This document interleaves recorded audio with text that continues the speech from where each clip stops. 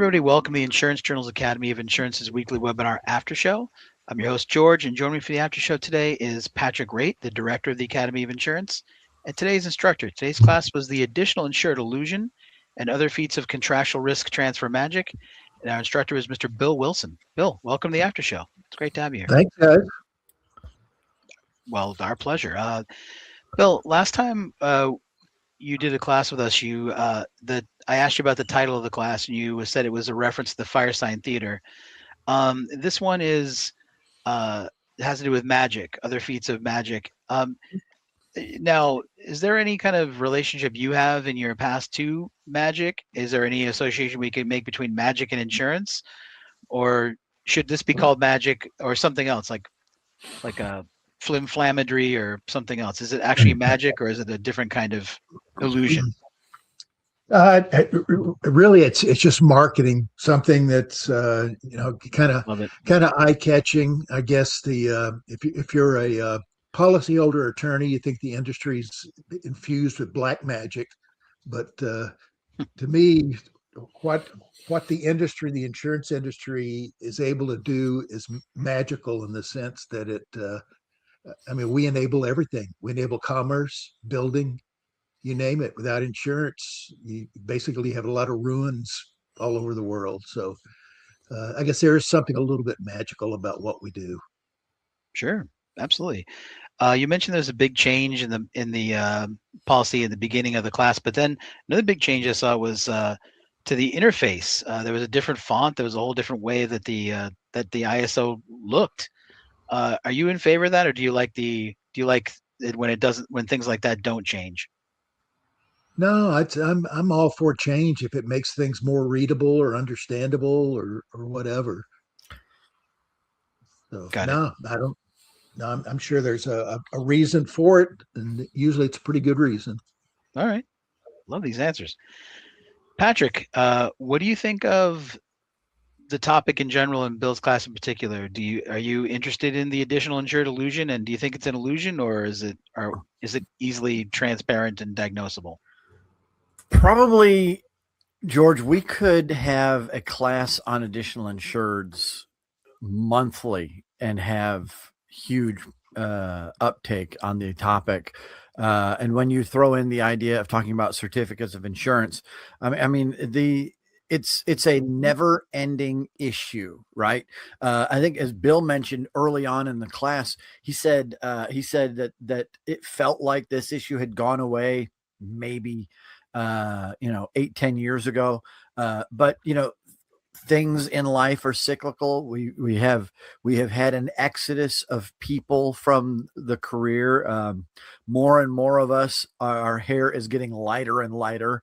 And we are starting to miss a step here and there, and there are new people coming in, and they don't have the same experience with the evolution of additional insured forms or how this contractual risk transfer has been going on.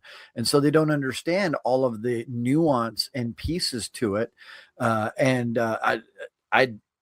don't know that I am opposed to what Bill said when he said that people just need their own insurance and not worry about necessarily that additional insured piece. And there's a lot of wisdom, I think, in that, especially when you compare the one meme that said, "I've got a certificate, that means I've got insurance," to the truth that says, well, you got a certificate and it's worth just exactly what you paid for it, nothing. Yeah. Yeah, that may be part of the solution. If agents actually started and were able to charge what it really costs to issue and monitor and follow up with certificates, and if the premium loading contemplated the AI status that people are getting, and it costs you something to be an AI or to get a certificate, then I think people might think twice about that. Oh yeah, I think you're right. And not for nothing, how often does a request for additional insured come into an agency? And unfortunately, the thing that happens more frequently than I think ought to, that request ends up getting pushed off to the person least qualified to deal with it. Often a new person, often somebody, tag, you're it. You haven't had to do it. The rest of us have had to do it. I can remember as a new underwriter, one of the things I spent more time on than I want to remember is processing additional insured endorsements. And, I didn't understand exactly what I was doing. They told me processing endorsement. I mean, there's a lot more going on. Yeah. It's, there was a time, as you indicated, there was a time when it was even worse probably then than it was today. Because the first webinar we did at the Big I on certificates, we had only had 1,000 connections that the platform allowed, and we ended up having to run it. I think it was three different times, and then we ran a series after that, and I did seminars. And that first year first series, we think about 7,000 people go through it. Some of the connections, you'll have one connection, but you'll have 60 people in a training room watching it. So one of the questions we asked, because it was filed for CE, and you have to ask people live questions under the laws of most states, at least at that time. So we would ask them, how many people are watching this in the room that you're in right now? And based on the feedback that we got, we figured it was about 7,000 people that went through this. And they're probably 5,000 of them are retired now. Mm-hmm. So, right. So. Bill, how important are words? Like in terms of interpreting policies, like you had a couple slides about language. The ISO has the insured, and the agents sometimes interpret that to be any insured.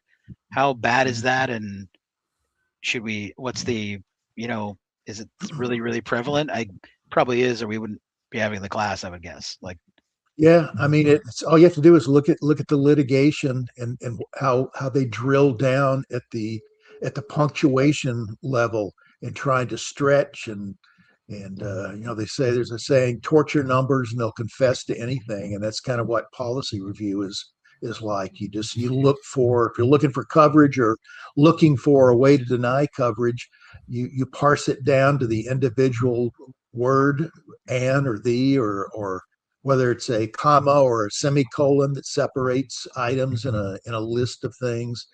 And it's unfortunate that that's the way it is, but I mean, it has to be that way, because as policy contracts are litigated, they change the wording to comply with or to get rid of the ambiguity, comply with how it was interpreted, and the court agreed with that interpretation that you never intended. So you have to reword everything. You have to be very specific linguistically in what you say. So you end up with considering endorsements and everything, a 200-page insurance policy with all kinds of stuff that nobody ever reads.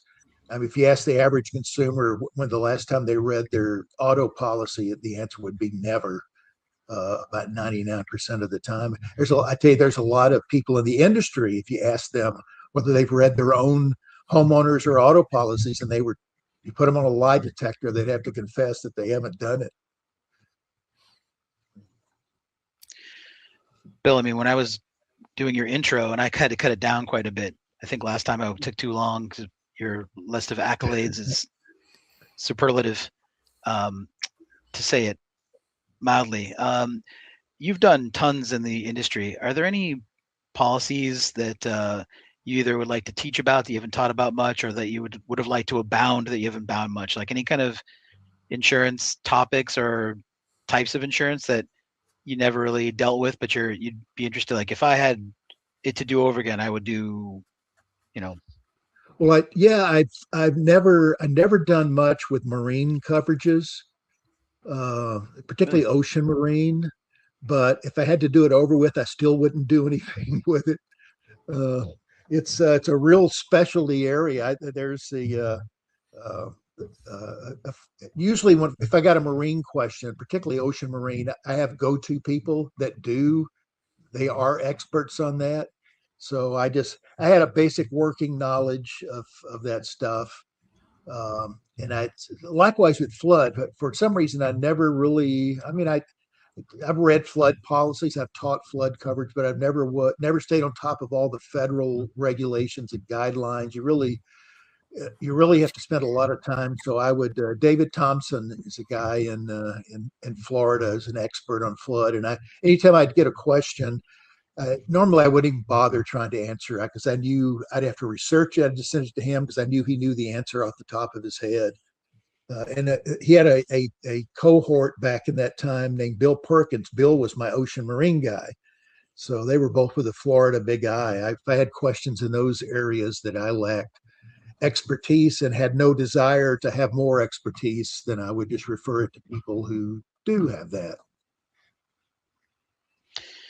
Bill, you mentioned a couple of times in the class that you're retired. You've been retired for a little while. How are the spiders? And are you making more? Do you have more time to make music or less time because you're more in demand now that you're retired, or maybe not the spiders? Maybe there's a whole other band that we don't know about. What's going on with your musical?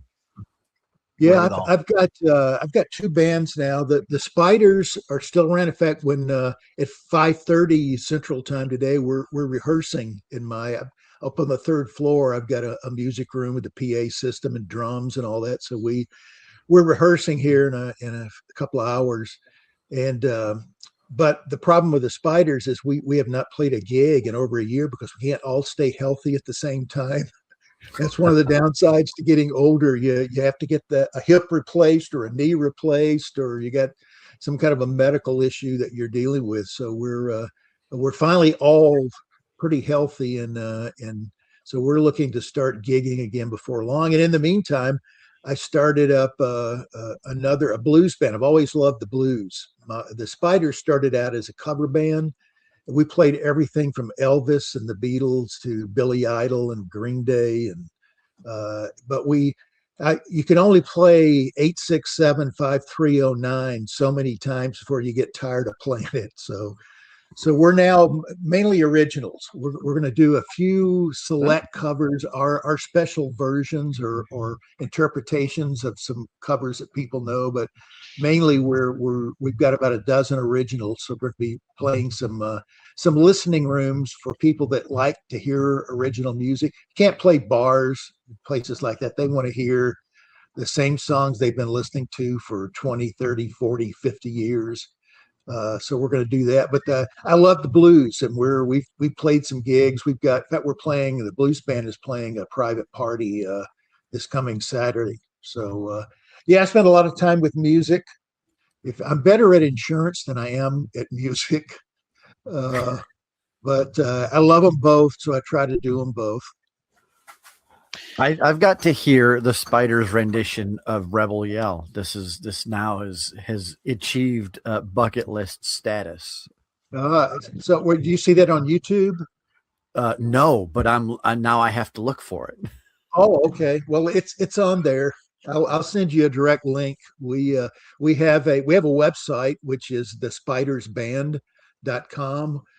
We don't do much with it because like I said, we keep getting laid up with injuries and operations and stuff like that. But we have a YouTube channel with a bunch of YouTubes. The blues band hasn't been together long, so we're just really getting started. The thing we're doing Saturday, we're doing it not for money, but the guy that's hiring us is a producer, video and audio. So he is filming and recording everything. So we're hoping that we may do produce a live stream or CD or whatever. So we'll see.